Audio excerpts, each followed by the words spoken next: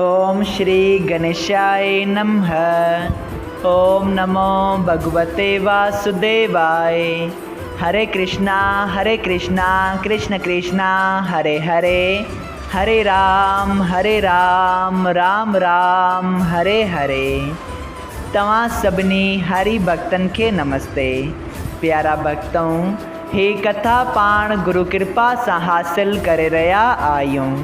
श्री गणपति सरस्वती जो दर ध्यान करिया थो मां भागवत महापुराण जो बयान, जैमें व्यासदेव ऐं श्री सुखदेव जी कयो आहे श्री कृष्ण लीला जो गुणगान। सबई चओ जय भागवत महापुराण।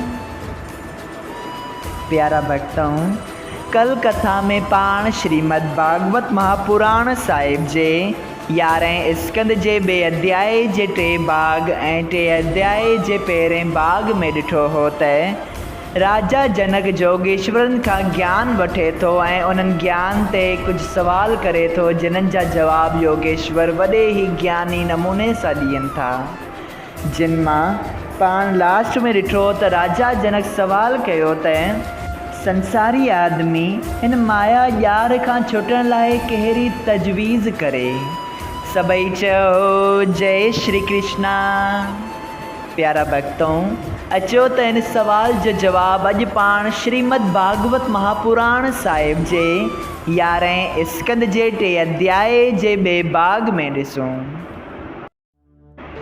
श्री सुखदेव जी स्वामी चवनि था त हे राजा जनक जो इहो सवाल ॿुधी परूद नाले चौथे योगेश्वर चयो त हे राजा, जॾहिं इन ॻाल्हि जी ख़ातिरी थिए थी त माया परमेश्वर जी इच्छा आहे ऐं परमेश्वर जी आज्ञा खां सवाइ को बि कमु पूरो नथो थिए, तॾहिं आदमीअ खे वाजिबु आहे त सभु कम में परमेश्वर खे कर्ता ऐं धर्ता ॼाणी पाण खे उन माया जो रांदीको सम्झी जेके कम शुरू करे तिन खे परमेश्वर जी मर्ज़ीअ ते छॾे ॾे। मन में इहा ख़ातिरी रखे त वेंकटनाथ घुरंदो त इहे कम पूरा थींदा। पाण खे हू कम करण वारो न ॼाणे ऐं कंहिं जे बद ॻाल्हाइण ते बि बुरो न सम्झे, प्रयोजन खां सवाइ वधीक न ॻाल्हाए। सभिनी जड़ ऐं चेतन में परमेश्वर जो चमत्कार हिकु जहिड़ो ॼाणी दया रखे, कृपा करे ऐं कंहिं बि जीव खे दुख न ॾे ऐं ॿिए जी स्त्री माता ॼाणी थोरो या घणो जेके संदसि भाग मूजिबि मिले तंहिं ते संतोष रखे, वधीक मिलण जी ख़्वाहिश न करे, अकेलो वेही हरि चरणनि जो सुमरण ऐं ध्यानु कंदो रहे ऐं जॾहिं किथे बि वञे त उते बि कथा ऐं कीर्तन परमेश्वर जे खां सवाइ अजाई ॻाल्हि ॿोल न करे। अहिड़ी तरह अभ्यास रखण सां मन संसारी माया खां छुटी हरि चरणनि में लॻे थो ऐं जेकॾहिं को ईअं चवे त आदमी तजवीज़ ऐं उद्यम करण सां मुराद खे पहुचे हमेशह ख़ुशि रही सघे थो त हे राजा, तूं उन ॻाल्हि ते यकीन ॼाण त परमेश्वर जी इच्छा खां सवाइ कंहिं जो बि मतिलबु पूरो नथो थिए ऐं हानि ऐं लाभ परमेश्वर जी इच्छा सां थिए थो। ॾिसो, जेको संसार में पैदा थियो आहे सो हिकिड़े ॾींहुं ज़रूरु नास थींदो, यानी के मरी वेंदो ऐं मरण वक़्तु को उनखे ईअं न चवंदो त तूं स्त्री पुट हाथी ऐं घोड़े वग़ैरह जो नालो वठ, पोइ मिट माइट चवंदसि त हिन वक़्तु परमेश्वर जो नालो वठे, उन जो सुमरण कर, जंहिं करे तुंहिंजो परलोक सुधरे। पोइ प्यारा भक्तों, छो न अॻे ई उन परमेश्वर खे यादि नथो करी जंहिं सां अंत वक़्तु कमु पवे थो ऐं ॿियो को बि मदद करे नथो सघे। जे तूं ईअं चवीं त हाणे संसारी सुख ॾिसी वठां, मरण वक़्तु परमेश्वर खे यादि कंदसि, सो तूं पक ॼाण त जॾहिं तुंहिंजो मन अॻे ई स्त्री ऐं औलाद ऐं दौलत में लॻो रहंदो, तॾहिं मरण वक़्तु बि परमेश्वर में लॻणु ॾाढो कठिन आहे। तंहिं करे आदमीअ जो तन पाहे अॻे ई उन जे सुमरण ऐं ध्यान में चित लॻाइणु घुरिजे, जीअं अंतकाल महिल कमु अचे।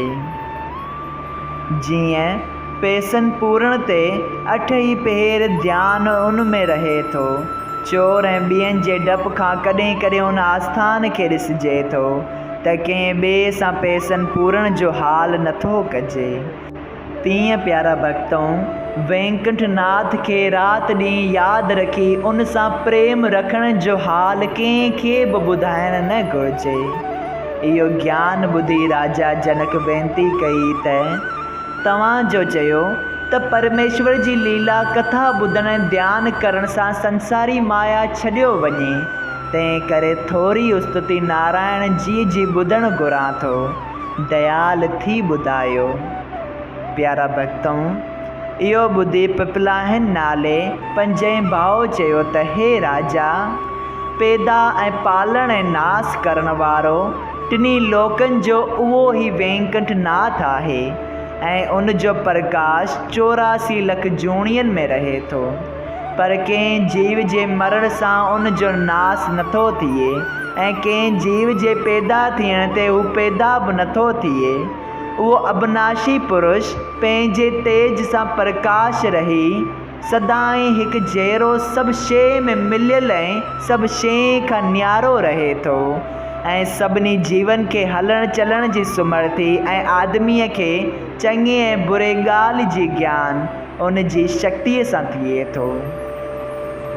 उन जो प्रकाश कंहिंखे बि ॾिसण में नथो अचे ऐं हथ सां बि छुई नथो सघिजे ऐं अहिड़ी तरह हृदय में लिको रहे थो जीअं छेणनि ऐं काठियुनि में अग्नि लिकल रही ॾिसण में नथी अचे।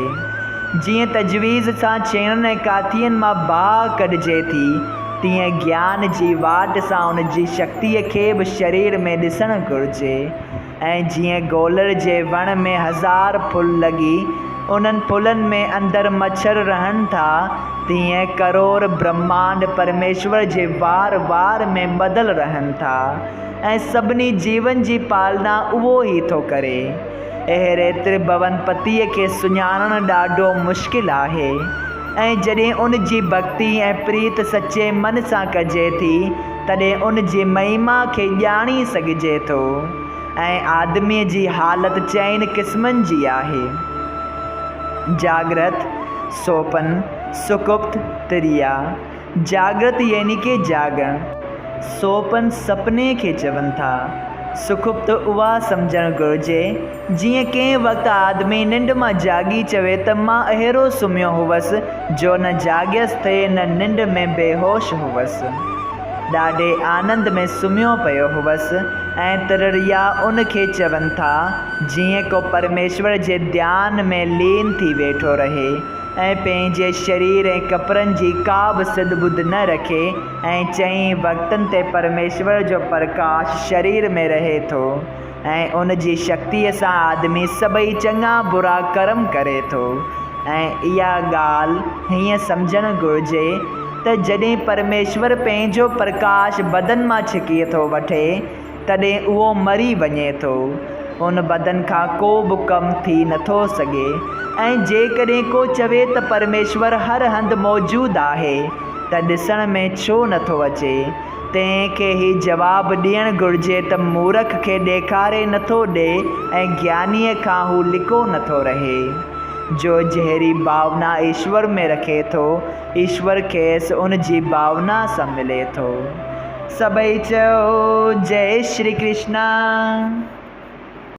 श्रीमद् भागवत महापुराण साहिब जे 11 स्कंद जो 3 अध्याय संपूर्ण थियो। अगरि तव्हां सभिनी हरि भक्तनि खे हिन कथा मां लाभ हासिल थियो हुजे त कृपया हिन कथा खे ॿियनि हरि भक्तनि सां शेयर कजो त उन्हनि जो बि भलो थिए ऐं तव्हां जो बि भलो थिए। सभई चओ जय सिया राम, राधे राधे।